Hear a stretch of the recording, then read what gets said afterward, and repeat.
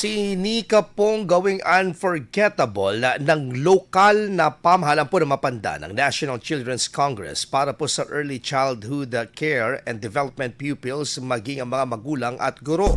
Layunin ng aktibidad na palakasin ang advokasya ng bayan para sa pangangalaga, proteksyon at patuloy na pagpapaunlad sa mga kabataan.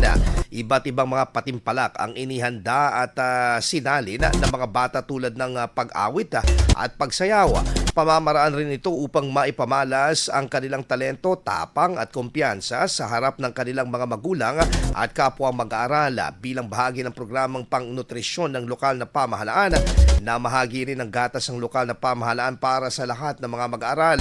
Samantala, iba't ibang mga aktibidad ang inihanda rin sa bawat bayan ng Pangasinan na nagpupugay sa kakayahan at kapakanan ng mga kabataan kasunod ng pagdiriwang ng National Children's Month. IFM News. IFM News. IFM News.